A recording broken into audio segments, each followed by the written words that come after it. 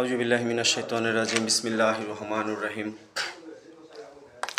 কোরআনুল কারিমে আল্লাহ তিনটা নফসের কথা বলছে। নফস বলতে এটা রুহু না, রুহু এবং নফস এক জিনিস না।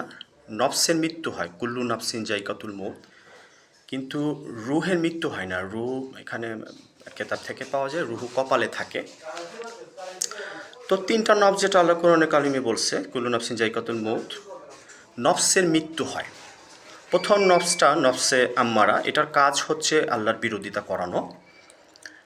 সরাসরি এই নফসটা আল্লাহর বিরুদ্ধে চলে 100%। আর দ্বিতীয় যে নফসটা নফসে লাওয়ামা, এটার কাজ হচ্ছে 50-50 সে আল্লাহর ইবাদত করবে, 50% আল্লাহ নাফরমানি করবে।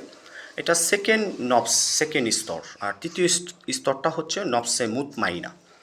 তো সাহাবারা বলল, আল্লাহ রাসূল, আপনার সাথে কি নফসে আম্মারা, নফসে লাওয়ামা থাকে?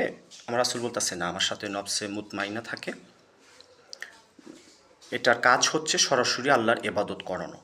আর আমাকে 4 বার সিনা চাক করানো হয়েছে।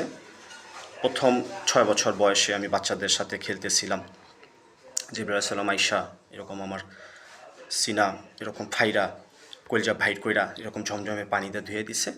এরকম 4 বার আমার সিনা চাক করা হয়েছে, সেলাইবিহীন অপারেশন। কারণ আল্লাহ চান আমি তার হাবিব, তার সম্মানের সৃষ্টি, তিনি একা ছিলেন, প্রেম করার জন্য আমাকে সৃষ্টি করছেন। আল্লাহ চান যে দুনিয়া আমার দিলে যাতে না থাকে, এবং যে গুনার যে অংশটা ছিল জিবরাইল আলাইহিস সালাম সেটাও কাইটা ফেলেছে। তো এই যে নফস, আমরা তিনটা স্তর, আমরা একবার ভাবি যে আমি কি নফসে আম্মারা, যেটা আল্লাহর বিরুদ্ধে চলে, আমি এটার মধ্যে আছি কি না। নফসে লাওয়ামা যেটা দ্বিতীয়, এটাও ভালো, 50% আল্লাহর হেফাজত করে, 50% আল্লাহ নাফরমানি করে। এবং নফসে 3 নম্বর যেটা নফসে মুতমাইনা, যেটা রাসূলের সাথে থাকে। আমার রাসূল বলছে, যতদিন পর্যন্ত কেউ নফসে মুতমাইনা অবতরণ না করবে, নফসে মুতমাইনা আয়ত্ত না করবে, সে জাহান্নাম থেকে বাইচা জান্নাতে যেতে পারবো না এবং জান্নাতুল ফেরদাউসের অধিকারী হবে না। তো আমার রাসূলকে আল্লাহ জিজ্ঞেস করলো 70,000 বার, হাবিব কি চান? আমার রাসূল বলতেছে, আল্লাহ আমার উম্মতকে দয়া করেন, আমার উম্মতকে রহম করুন। তো 4টা ফেরেশতা, আল্লাহর অনেক অগণিত ফেরেশতা সৃষ্টি, 4টা ফেরেশতা সবচেয়ে সম্মানিত এবং বড়। ইসরাফিল আলাইহিস সালাম, উনি সবচেয়ে বড়। এরকম একটা রেওয়াতে পাওয়া যায়, পৃথিবীর সমস্ত পানি যদি ইসরাফিল ফেরেশতার মাথায় ঢালা হয়, ওনার কানের লতি পর্যন্ত আসবে না। এরপরে জিবরাইল আলাইহিস সালামকে সৃষ্টি করানো হয়েছে।